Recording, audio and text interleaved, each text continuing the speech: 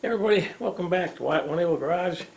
Today is going to be a short video of some different cuts that I put together.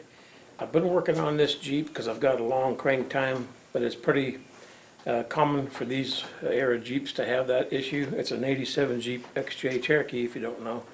And I've been trying to do some troubleshooting, but I can't really put a video together because I haven't found the issue.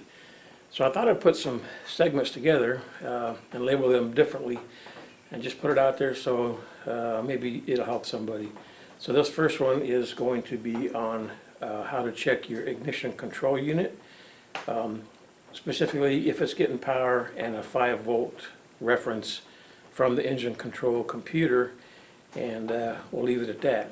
When I talk about data link connector or the test ports, that's these two here. This is one, number 2, and there's a yellow wire down here I'm trying to point to that's going to be referenced as well, but that yellow wire comes up to this pin. Get a better picture, this pin here. So when I talk about test ports, that's what that is. When I talk about an ignition control unit, this is this part under the coil. Here's the coil, and then underneath is the ignition control unit, ICU.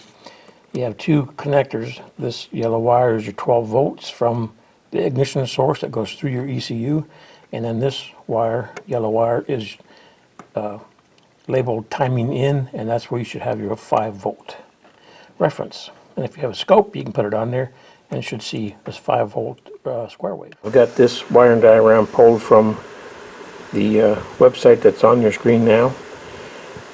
From the electronic engine control module, there's a yellow wire, and it splits off to different areas.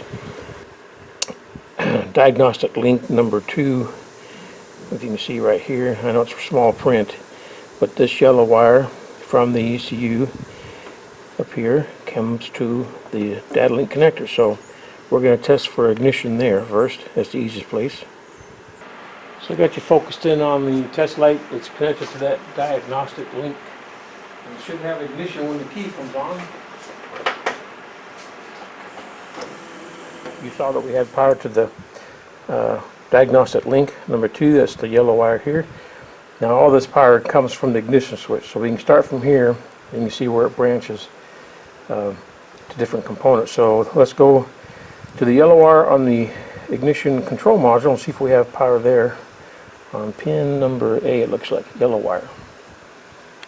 Alright, well, here's the wire that's called the timing in, and here is the wire for the ignition. The other ones are black for ground, and green with the trace is going to the tachometer. So we need to put, I think what I want to do is keep this plugged in and get a T-pin and back probe it. So I'm using a different test light in this case.